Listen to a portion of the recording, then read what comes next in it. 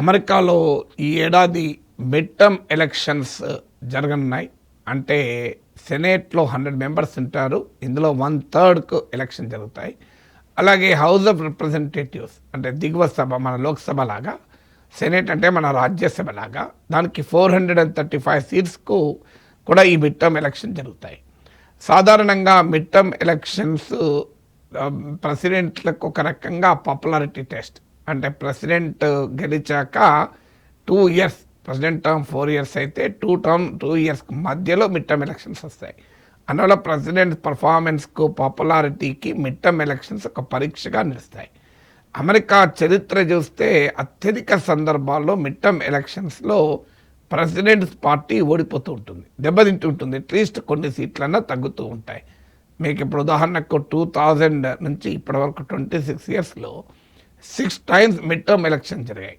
అంటే అధ్యక్షుడు గెలిచాక మధ్యలో 2 ఏళ్ల తర్వాత మిడ్ టర్మ్ ఎలక్షన్ 6 టైమ్స్ జరిగితే, అందులో ఒకే ఒక్కసారి 2002లో మాత్రమే ప్రెసిడెంట్స్ పార్టీ గెలిచింది. దానికి కారణం ఏంటంటే అంతకుముందు మీకు వరల్డ్ ట్రేడ్ సెంటర్ పైన తీవ్రవాద దాడి జరిగిన నేపథ్యంలో ప్రెసిడెంట్స్ పార్టీ గెలిచింది. సో అందువల్ల ప్రెసిడెంట్ అసంతృప్తి ఎదుర్కోవడం అనేది అమెరికాలో సహజం. అందులో ఇప్పుడు Donald Trump president. Donald Trump is highly polarising figure. సాధారణంగా అమెరికన్ హిస్టరీలో ప్రెసిడెంట్ పాపులారిటీ రేటింగ్ కనుక బిలో 50% ఉంటే ఆ ప్రెసిడెంట్స్ పార్టీ, ప్రెసిడెంట్ రిప్రజెంట్ చేసే పార్టీ భారీగా దెబ్బతింటుంది. ఇప్పుడు లేటెస్ట్ పోల్స్ ప్రకారం ట్రంప్ పాపులారిటీ రేటింగ్ బిలో 40% పడిపోయినాయి. అందువల్ల భారీగా రిపబ్లికన్ పార్టీ దెబ్బతినే ప్రమాదం ఉంది అని ఆ పార్టీలో ఆందోళన మొదలైంది. సో అల్టిమేట్గా ఓటర్లు ఎటువైపు తీర్పు చెప్తారో మనం ఊహించలేము. కానీ ఈ ఇయర్ ఎండింగ్లో జరిగే ఎన్నికలు. కానీ మీకు లేటెస్ట్ 2026 బిగినింగ్లో జరిగిన ఒపీనియన్ పోల్స్ ప్రకారం కూడా ట్రంప్ అప్రూవల్ రేటింగ్, అంటే ట్రంప్కు ఫేవర్గా ఉన్నది కేవలం 35% ఓటర్సే. ట్రంప్ విధానాలను ఇమ్మిగ్రేషన్ పైన, ఎకానమీ పైన, ఫారిన్ పాలసీ పైన మోర్ దెన్ 50% డిసప్రూవ్ చేస్తున్నారు. ట్రంప్ విధానాలను వ్యతిరేకిస్తున్నారు. సో దీనితో ఇప్పుడు రిపబ్లికన్ పార్టీలో ఆందోళన మొదలైంది. దానికి తోడు ట్రంప్ సృష్టించిన ఈ టారిఫ్ల బీభత్సం వల్లనే అమెరికాలో కన్జ్యూమర్స్కు ధరలు పెరిగాయి, కాస్ట్ ఆఫ్ లివింగ్ పెరిగింది, కంపెనీల హైరింగ్ తగ్గిపోయింది అని అమెరికాలో 75% ప్రజలు భావిస్తున్నట్టు ఇటీవల సర్వేలో కూడా వ్యక్తమైంది. తర్వాత Trump is openly pro corporate.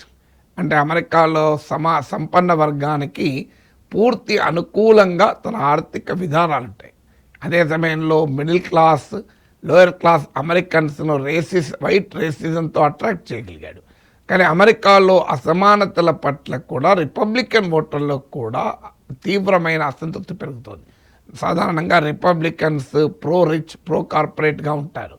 కానీ ఇప్పుడు లేటెస్ట్ ఒపీనియన్ పోల్స్లో 81% ఆఫ్ అమెరికన్స్, అందులో రిపబ్లికన్ పార్టీ ఓటర్లలో కూడా 66% అమెరికాలో రిచ్ డిస్ప్రపోర్షనేట్ పవర్ ఎక్సర్సైజ్ చేస్తున్నారు. అమెరికన్ సమాజం పైన సంపన్న వర్గ ఆధిపత్యము పెరిగింది అని ఒపీనియన్ పోల్స్లో వ్యక్తం చేశారు. మీకు ఇలా అమెరికన్ స్టాక్ మార్కెట్ సంపదలో 1% own more than 50%. American stock మార్కెట్లో సమాజంలో ఉన్న బిలో 50% షేర్ 1.1%. అంటే క్లియర్గా అమెరికా సంపద కొద్దిమంది చేతిలో ఎలా కేంద్రీకృతం అవుతుందో దీన్ని బట్టి అర్థమవుతుంది. ఇది చివరకు రిపబ్లికన్ ఓటర్స్ కూడా దీన్ని అంగీకరించలేకపోతున్నారు. అందువల్ల ట్రంప్ ఎకనామిక్ పాలసీస్ అమెరికాలో ఇన్ఈక్వాలిటీస్ను పెంచాయి, కార్పొరేట్లకు భారీగా ట్యాక్స్ కట్స్ ఇస్తున్నాడు అనేటువంటి విమర్శ కూడా ట్రంప్ ఎదుర్కొంటున్నాడు. ఇప్పుడు తాజాగా టారిఫ్లను అమెరికన్ సుప్రీంకోర్టు కొట్టివేయడంతో ఇలా రిపబ్లికన్ పార్టీ ఎలా డిఫెండ్ చేయాలో అర్థం కాని పరిస్థితి. ఇప్పుడు $175 బిలియన్ వరకు రీఫండ్ ఇవ్వాలి. ఈ రీఫండ్ ప్రధానంగా స్మాల్ బిజినెసెస్కు ఇవ్వాలి. వాళ్ళంతా కోర్టుకి వెళ్ళాలి. ఈ స్మాల్ బిజినెస్ ఓనర్లు సాధారణంగా Republican party voter base. So వారికి ఇప్పుడు రీఫండ్ అంత సులభంగా వచ్చేలా లేదు, 2 ఇయర్స్ పడుతుందని ట్రంపే ఇటీవల చెప్పాడు. సో ట్రంప్ టారిఫ్ల వల్ల క్రియేట్ అయ్యేటువంటి సమస్యలను ఎలా డిఫెండ్ చేసుకోవాలి, అమెరికన్ సుప్రీంకోర్టే కొట్టివేసినాక ట్రంప్ అయినా వినకుండా టారిఫ్లు వేస్తున్నాడు, ఎలా డిఫెండ్ చేయాలన్న ఆందోళన ఇవాళ రిపబ్లికన్ పార్టీ ఓటర్లలో కూడా పెరిగింది. దానికి తోడు ట్రంప్ ఫారిన్ పాలసీని వ్యతిరేకిస్తున్నారు. గ్రీన్లాండ్ పైన ట్రంప్ దూకున్న అమెరికా సమాజంలో అత్యధిక మంది ప్రజలు వ్యతిరేకించారు. ముఖ్యంగా తమ మిత్ర దేశాలను యూరోపియన్ యూనియన్తో ట్రంప్ పడుతున్న ఘర్షణను అంగీకరించలేకపోతున్నారు. ట్రంప్ తాను యుద్ధాలు ఆపుతానని చెప్పి ప్రెసిడెంట్ అయ్యాడు. ఉక్రెయిన్ యుద్ధం ఆగలేదు. గాజాలో మారణ హోమాలు, బీభత్సాలు చూసాం. ఇరాన్పై మళ్ళీ యుద్ధం అనే వాతావరణాలు వస్తున్నాయి. నైజీరియా పైన అటాక్ చేశాడు, వెనిజులా పైన అటాక్ చేశాడు, క్యూబా, కొలంబియా, మెక్సికోల పైన అటాక్ చేస్తానని బెదిరిస్తున్నాడు. గ్రీన్లాండ్ను మిలిటరీ పంపించైనా ఆక్రమించుకుంటా అంటున్నాడు. కెనడాను 51st స్టేట్గా మారమంటున్నాడు. సో ఈ ట్రంప్ అగ్రెసివ్ ఫారిన్ పాలసీని కూడా అమెరికన్ ప్రజలు అంగీకరించలేదు. తాజాగా ఒపీనియన్ పోల్స్ చూసి ఆఖరికి ఇమ్మిగ్రేషన్ లాంటి అంశంపై కూడా ట్రంప్ టూ మచ్ చేస్తున్నాడు అనే విమర్శలు ఎదుర్కొంటున్నారు. ముఖ్యంగా ICE, immigration and customs enforcement వాళ్ళ దూకుడును అంగీకరించలేకపోతున్నారు అమెరికన్ సమాజంలో.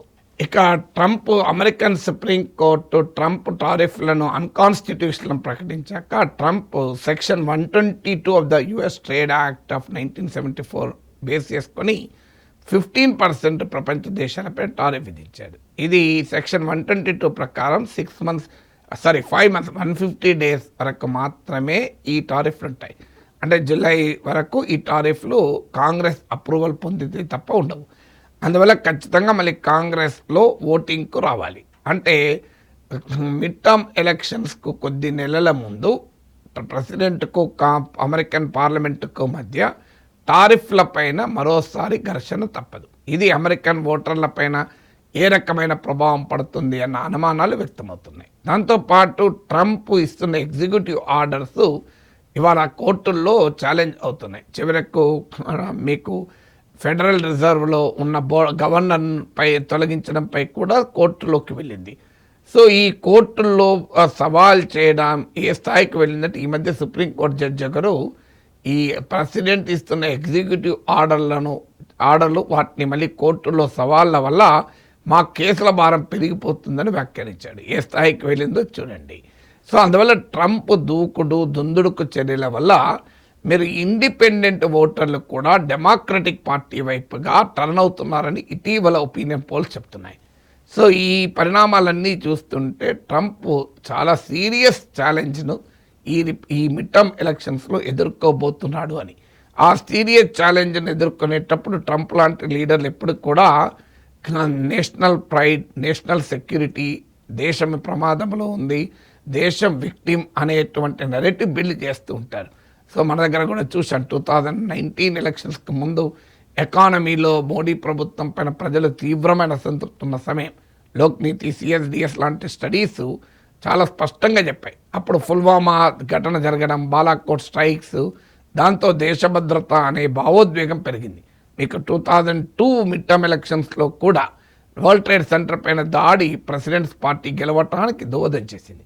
అందుకే ఈ మిడ్ టర్మ్ ఎలక్షన్స్లోగా ఇరాన్ పైన అటాక్ చేయడము లాంటి చర్యలకు పూనుకొని మళ్ళీ American pride, American ఎక్సెప్షనలిజం, American nationalism, America భద్రత అనే భావోద్వేగాలను ఏమైనా ట్రంప్ రెచ్చగొడతాడా అన్న అనుమానం కూడా కలుగుతుంది. అదే జరిగితే ప్రజలు మళ్ళీ ఎలా రియాక్ట్ అవుతారు? ట్రంపే ఇప్పటిదాకా ప్రచారం చేసుకున్నాడు యుద్ధాలు ఆపుతానని కదా అనేటువంటి క్వశ్చన్స్ కూడా ముందుకు వస్తున్నాయి. అందువల్ల ఇలా ట్రంప్ విధానాలతో రిపబ్లికన్ పార్టీకి తరఫున పోటీ చేసేవారు ఇవాళ టెన్షన్ పట్టుకొని కూర్చున్నారు.